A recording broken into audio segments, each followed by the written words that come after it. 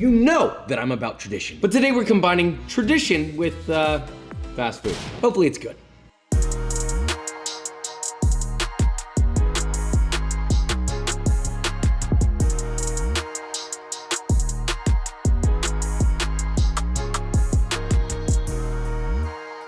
I've got to say, there's something special coming just for you. I know you've waited a long time for this, and I want to give it to you. I'm gonna give it to you. You want to get notified? Link in the description. August 10th, next But Faster. I'll see you there. Okay, so today we are making not just some fast food calzone, all right? There's more to it. Animal style fries, bacon cheeseburger, and a chicken nugget meal. There's this yearning question of somehow I feel like this could be good. So with all that being said, let's make this, shall we? Look, this is a big step off from what we normally do, but it's something that seemed like it needed to be explored. We have 3 calzones. The first one being a classic at any self-respecting, and let's be honest, also non-self-respecting burger establishments. A bacon cheeseburger, followed by animal style fry, and finally a chicken nugget inspired version. Each of these have some tradition, which has been utterly defiled by the idea of a fast food concept. Or has it? Let's at least start off with a traditional base, a Neapolitan dough, which to make me feel better, we're gonna do this dough all in grams. Whisk together 3 grams of instant yeast into 512 grams of water. That's around 95 Fahrenheit until dissolved. Separately, snag yourself 80 grams of double O-tipo flour and whisk in 16 grams of fine sea salt until combined. Mix your yeasty juices into the dry and stir until you get a shaggy dough. From there, just knead that for about 3 to 5 minutes until you get a relatively smooth and supple dough. Now, lightly coat the bottom of your bowl with super duper virgin olive oil, cover with plastic wrap, and pop in the fridge overnight. Overnight, Josh? Yes, overnight. If you're gonna take something traditional and try to make it fast food, you could at least let the dough get some goddamn flavor dip. Alright. Now, once the dough has had a nice rest, oh, little sleepyhead, now punch it down, brother, and divide it into 6 even pieces, about 250 grams each. Roll each piece into a rough ball, place in a floured pizza proofing box or baking sheet, cover with a lid or another inverted baking sheet, and let it proof at room temp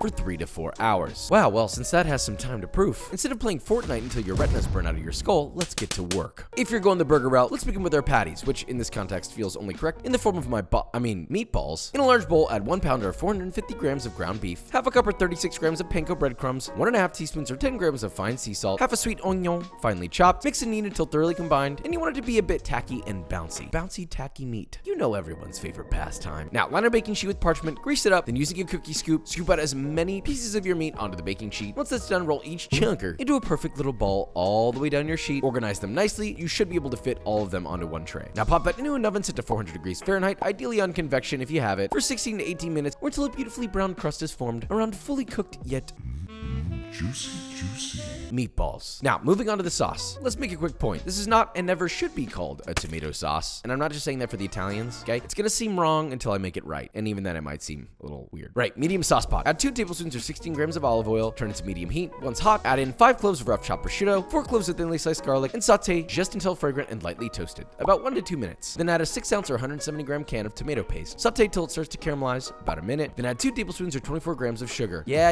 I know, okay? I can hear the Italians from here. Now, salt to taste, a 1/3 cup or 80 milliliters of water to deglaze, then simmer and reduce until thickened, about 5 minutes, stirring occasionally unless you want to burn it at the bottom of the pot. Now just let that cool completely in a bowl. And once cool, add in 1 cup or 220 grams of mayonnaise. Stir till combined, and you sort of have something reminiscent of a burger sauce that was simultaneously meant for a Frankenstein experimental calzone.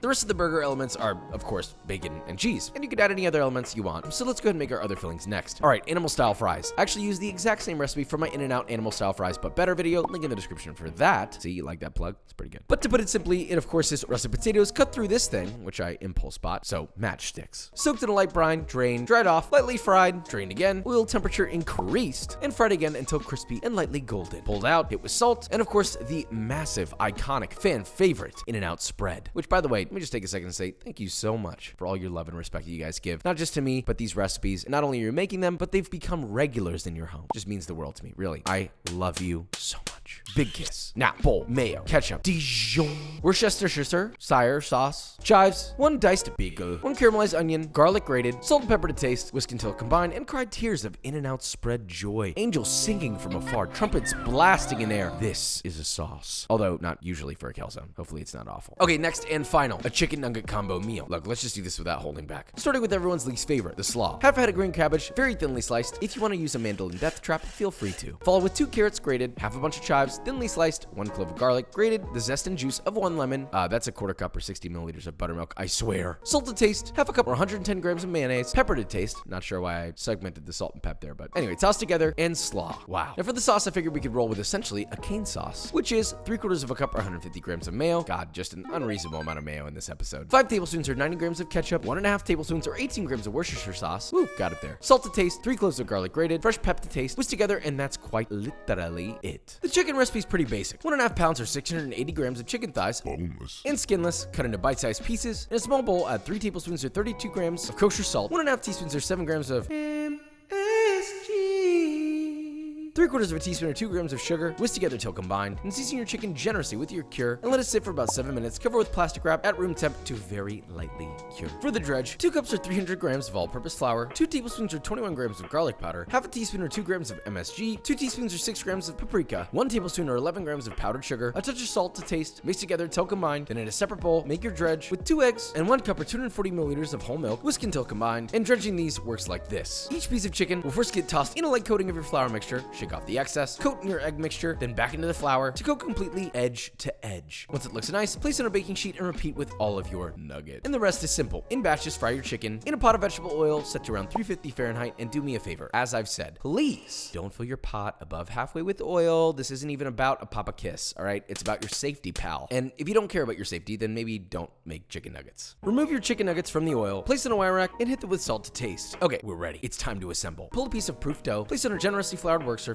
dust your big old plump ball with flour, then using a rolling pin, roll it out into a sort of a vague rectangle, about 10 inches long and 7 inches wide, and this is the base of each calzone. Now, first, our bacon cheeseburger. Working from the bottom third of your rectangle, leaving a slight border, and a nice schmear of your tomaioli, which is really nothing like an aioli, but it's fine. Sounds good. Follow with your meatballs, which each of them I've cut in half. Add as little or as many as you like. Just try not to overstuff this. Follow that with fresh sliced tomato, and yes, we're salting to taste. Optionally, fresh or pickled onion, a slice or 2 of cooked bacon, and a sliced cheese of choice. This is white cheddar. Fold your empty top over your filled bottom half. Crimp your calzone shut all the way, and please make sure it's fully sealed. There's nothing worse than your calzone tooting out all your god dang feeling. All right, next, animal style fries. Again, dough ball. Roll it out. This time, a thick schmear of your In-N-Out spread, your fresh, crisp homemade fries. And for a little extra I added some cubed taleggio, but of course, to keep this as wrongful as this is, 2 slices of American cheese, another dollop of your In-N-Out spread, and lastly, more caramelized oignon. Fold and crimp, and then on to our final calzone. Yet again, dough, roll it out. This time add cane sauce, and really to make this a true chicken nugget meal, you gotta add french fries, which we happen to have left over from the animal fries, followed by a nice row of your chicken, a layer of your coleslaw, and finally 3 to 4 slices of provolone cheese. Fold and crimp. Now optionally, you can square your calzones 3 times, and now we're ready to bake. Dust a pizza peel generously with flour, plop a calzone on it, and launch it into a pizza oven set to 500 to 600 degrees Fahrenheit for about 1 minute, rotating often till just cooked through and beautifully burnished like this. But for the record, you can totally do this in a regular oven with a baking steel or even an inverted baking sheet if you don't have one. Just make sure that you preheat your oven on max for at least 30 minutes before baking and bake closer to like 7 or 10 minutes. And all that matters is they look beautiful, puffed, a little bit of char, and ready to be taste tested. Let's just hope that this wasn't a complete waste of time. First up, our burger. I mean, it kind of looks like a burger. Wow. Right away, that nice like toothsome, chewy pizza texture is throwing it off a little bit because my brain is kind of going, oh, is that a pizza? Wait a minute, is that a burger? I'm confused. But I like it. It doesn't taste exactly like a burger, but it does taste. All right, on to the animal style fries. Oh yeah. This is completely different than I expected. First off, imagine a pizza. Got that image in your head? And then a calzone. You're chewing, you're eating, and you're like, oh! Did I just eat an animal style fry? And then your brain is like switching again, back and forth between pizza, French fry, pizza, animal style, pizza, In-N-Out. Goddamn. All right, last one. Chick-fil-A cane sauce French fry combo. Holy sh**. Look at this, there's a piece of fried chicken in there. Cheese. And a stack of French fries. What do you think I'm gonna say about this? This is probably one of my most favorite calzone I've ever put in my mouth, and I know it feels wrong. The culinary part of my brain says no. But the human side, the unbiased side, the thing that only cares about the immediate thought of good or not good, this is good. This has a place on the table. Maybe not an Italian table, I know the Italians are freaking out. You wanna know what's not freaking out? B-roll.